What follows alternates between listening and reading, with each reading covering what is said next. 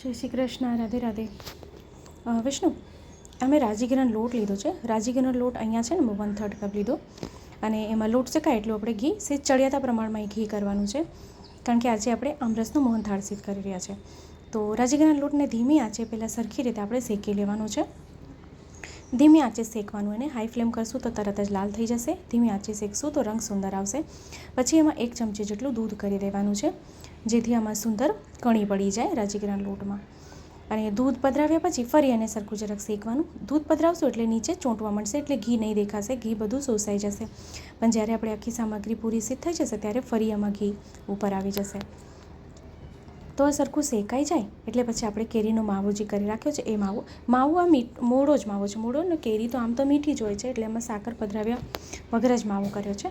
તો એ માવામાં પધરાવશું. માવો પધરાવ્યા પછી બંનેને સરખી રીતે આપણે મિક્સ કરી લઈશું અને એમાં સરખું શેકી લઈશું ફરીથી. તો હવે આ રાજીગીરાના લોટમાં કરી રહ્યા છે એટલે એનો રંગ છે ઝાંખો થશે, પણ આ જો બેસનમાં કરશો તો એકદમ પીળો રંગ એનો આવશે. એકદમ આમાં બી પીળો જ આવે છે, પણ આપણે બેસનમાં કરશું તો એકદમ પીળો આવશે. તો આ સરખું મિક્સ કરીને પછી એમાં એલચી પધરાવીને એક સાઈડ પર આપણે મૂકી દઈશું, કારણ કે એ સરખું શેકાઈ ગયું છે. હવે અહીંયા લઈ લેવાનું છે અડધો કપ અહીંયા સાકર લઈશું અને સાકર ડૂબે એટલું એમાં દૂધ કરી દઈશું. આ કઢાઈમાં મેં કેરીનો માવો કર્યો હતો, એટલે એની જ કઢાઈમાં હું ચાસણી કરી રહી છું, જેથી કેરી જેટલી બી કેરી હવે આમાં રહી ગઈ છે, કેરીનો રસ જે રહી ગયો છે એ બધું આમાં આવી જાય. તો અહીંયા સાકર ઓગળે ત્યાં સુધી જ આપણે એને ગેસ પર રાખશું. એટલે હું આપને આગળ દેખાડી દઉં, જેથી આપને સરળતા આવે. જો વિડીયો ગમે તો લાઈક કરશો, આપણા ગ્રુપમાં શેર કરશો, જેથી વધુથી વધુ લોકો સુધી વિડીયો પહોંચે અને એને પણ વિડીયો ઉપયોગી થઈ શકે. ને આપણે આમાં જો કંઈ ના સમજાય તો ફરીથી કમેન્ટ કરશો, ચોક્કસથી આપણે રિપ્લાય કરીશ. ચાસણી બી આપણે કરશું તો ધીમી આંચે જ કરશું, નહીં તો આપણને ખબર નહીં પડે કે આપણે કેવી ચાસણી કરવાની છે. તો દૂધની ચાસણીમાં મેં પહેલાં બી આપને જણાવેલું કે દૂધની ચાસણી લેવામાં આપણને કોઈ વાંધો નથી આવતો, જેવી કે આપણે જલવાળી ચાસણી કરીએ છીએ. તો આ કઢાઈનું આપણે કહું કે ઘણા મને પૂછે છે કઢાઈ ક્યાંથી લીધી, તો કઢાઈ છે ને ઓનલાઈન પણ મળે છે, અથવા કોઈ મોલમાં જાઓ તો ત્યાં બી મળે છે.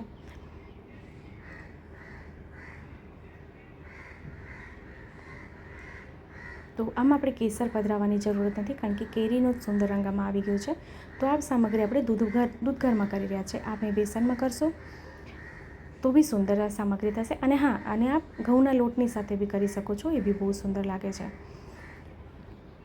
તો એક માવામાંથી મેં આપ સાથે ઘણી બધી સામગ્રીઓ સિદ્ધ કરીને બતાવી કે આપણે એક જો કેરીનો માવો કરી લઈએ, 3 થી 4 કેરી કે 5 કેરીનો માવો આપણે સિદ્ધ કરી લઈએ તો એટલામાંથી આપણે કેટલી સામગ્રી સિદ્ધ કરી શકાય છે.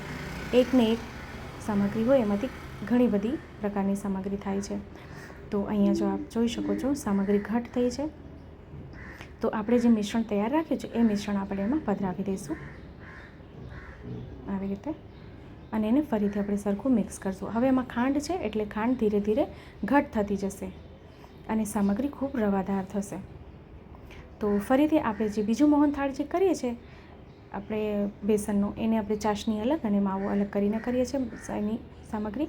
પણ અહીંયા આપણે ગેસ પર રાખીને જ, ગેસ ચાલુ રાખીને જ એને એમાં પધરાવવાનું અને ફરી પછી ગેસ બંધ કરવાનું અને એમાં જ એને રહેવા દેવાનું છે, જેથી ગરમને ગરમ હોય લોયો, અને જેમ જેમ ચાસણી ઠંડી થશે તેમાં સામગ્રી ઘટ થતી જશે. એ છતાં બી જો આપને એવું લાગે કે નથી થઈ રહ્યું તો ફરીથી એને ગેસ પર મૂકી દો 2 મિનિટ, તો આ ઘટ થવા મળશે. એટલે તવીથામાં ચોંટવા માંડે એટલે સમજી જવાનું કે સામગ્રી થઈ ગઈ છે. તો એને આવી રીતે ગૂંટવાનું સરખી રીતે.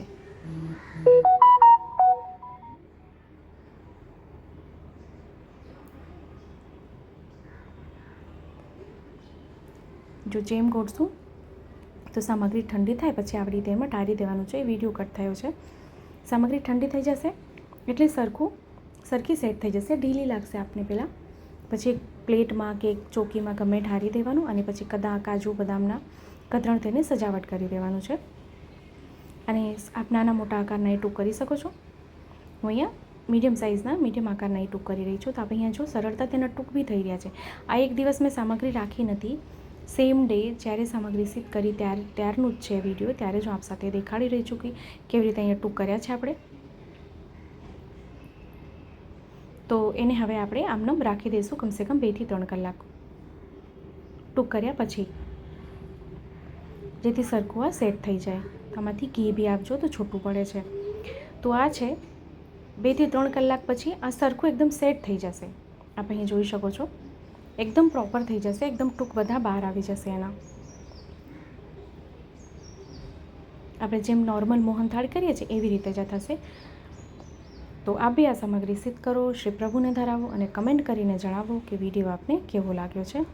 તો આપણે ફરીથી મળશું આવી રીતે જ નવા વિડીયો, નવી સામગ્રીની સાથે. ત્યાં સુધી આપ સૌને મારા જય શ્રી કૃષ્ણ.